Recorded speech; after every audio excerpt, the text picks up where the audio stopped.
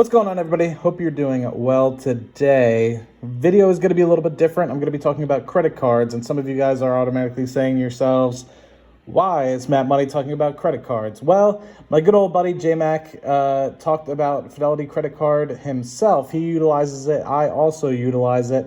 I got a lot of benefit out of that video that he did. I'll put the link in the description below. But I also wanted to share with you guys my viewpoint on it. And another big YouTuber, some of you guys may know of him, called Graham Stephan. I'll put his channel in the description as well.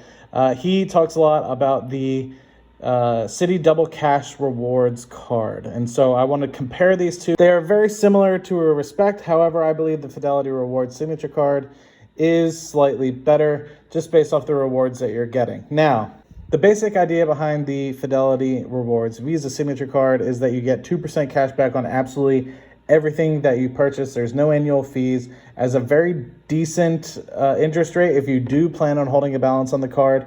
And for someone like me, when I was 25, 26, I was approved for the card and got a very decent credit limit. So it's not like one of those Discover cards that you start off with a $500 limit or anything like that.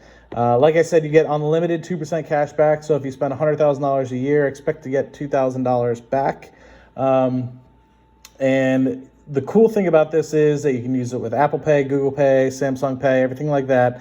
But the 2% cash back, you don't necessarily get it accounted towards your actual statement or anything like that. What you actually can get it sent towards is, say, a brokerage account, a managed 529 account, or any sort of other retirement account, whether it's a cash management account or anything like that. So it works extremely well if you have a Fidelity account already. I personally get it sent to my brokerage account, and since I utilize my Fidelity credit card basically everywhere, I get all my money sent to the brokerage account, and every couple of months or so I'll see $100 or so go into the account. So that's just after $5,000 of savings, you get $100.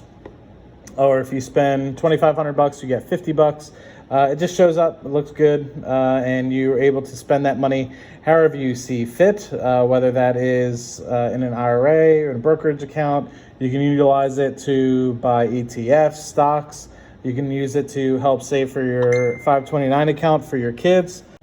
And so, yeah, relatively good in that respect. They have a lot of the good things like zero fraud liability, shopping offers. They send me stuff all the time, like you get free promotional movie, things like that. You can call Visa Signature Concierge for anything. I've called them at, say, midnight, 1 a.m. To be able to help me with my card. I called them when I was in Antigua for my card because it wasn't working in Antigua. And all I did was just tell them that I'm in Antigua, and they gave me access to be able to utilize the card. Real easy to actually apply. I think that if you are a Fidelity holder, it's something that you should definitely consider. Trying to look for the actual APR, the annual percentage rate of the card. I think it's around 14%. It wasn't that bad in that respect. Some cards go anywhere between 15 to 20%, and you can see that that would probably add up very quickly if you were to hold a balance. So like I said, this isn't very much different than the all great double cash Citi card that Graham Stephan talks about all the time. The only difference with this card is that with respect to the Visa, the Fidelity Rewards Visa signature card, no matter what, you're getting the 2% as soon as you buy. It's going and it's stacking up, and as soon as you hit $50, it will go to whatever account you want it to go to. Whereas the Citi card, you actually get 1% as soon as you buy, and you only get 1% as you pay. So in that respect, it's kind of like what the heck is going on here sort of situation. The good thing about the Citi card, though, is that you can kind of apply it to your balance and stuff like that. So if you're someone that, say, historically holds a credit card balance, this actually might be a better card for you because it'll help remove some of that balance that you might be revolving on the credit line. But the thing that I like about the Fidelity card is that it allows you to help yourself when it comes to, say, saving for retirement or college or anything like that for your children.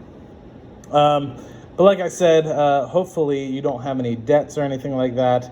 If you do, then this card, the Double Cash card, is probably for you. Another thing is 0% APR for the first 18 months. However, once that 18-month trial period is over, it'll go between 15.5% to 25.5%. 25.5% is absolutely ridiculous, guys. That means if you're holding, say, $1,000 of a balance on your card, every month you're going to be paying at least $20 to potentially up to $25 in interest, just interest. And so if you're paying that minimum payment of, say, $25, $35, all you're doing is paying interest. You're not even paying off that $1,000 that you owe. So that's pretty horrible, and that would be compared to, say, the $14 that you might have to be paying on the Fidelity Rewards card. Both have no annual fees, so in that respect, it's pretty good.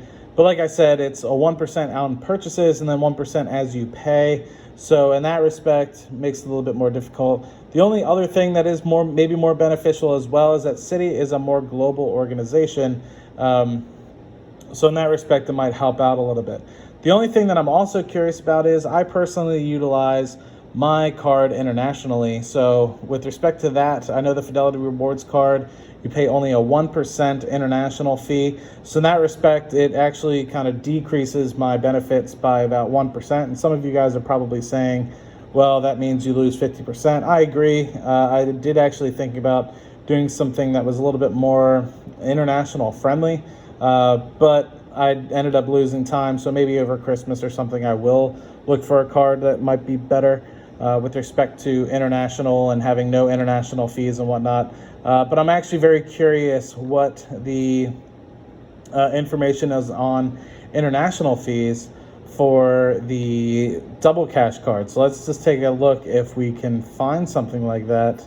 So you can see here, just looking up fees with respect to the Double Cash card, if you go international, it is actually a 3% transaction fee. So not only would you be offsetting your entire 2% cash back, you'd actually be losing 1% in that respect. So just if you were to be comparing these two cards, the Fidelity Rewards, you would actually still be able to attain at least 1% cash back because it's going to be offset by the foreign purchase transaction fee.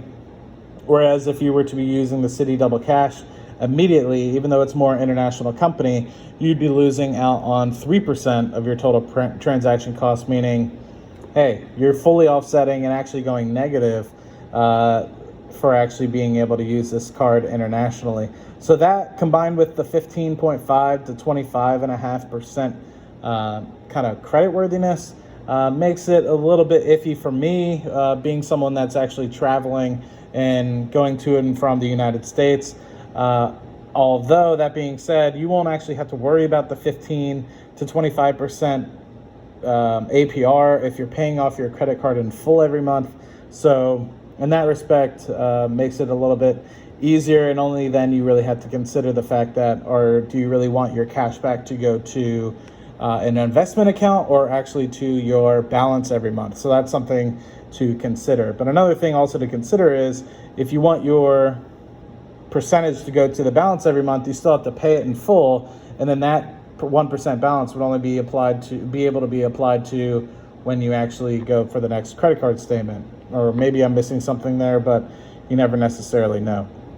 But anyway, really hope this video finds you great. Hope it finds you guys well. That's just me kind of giving my advice and my opinion on what the difference is between the two cards. I've seen kind of two YouTubers kind of gravitate towards two different cards. I think both are very good. However, I believe that the Fidelity Rewards card has a leg up, in my opinion. I think it's very beneficial for people that are hoping to save and continue to invest. Although I do see the benefit is if you do have a lot of revolving credit, where the Citi Double Cash card might come in handy, especially if you don't necessarily want to invest in something like stocks or 529 for college and you want to use that money towards real estate, kind of like what Graham Stephan does. So just wanted to put this together for you guys and wanted to kind of just throw this in the room and hope it finds you guys great. Hope it finds you guys well. Don't forget to hit the like and subscribe button if you haven't already, and I will see you guys on the next video. Cheers.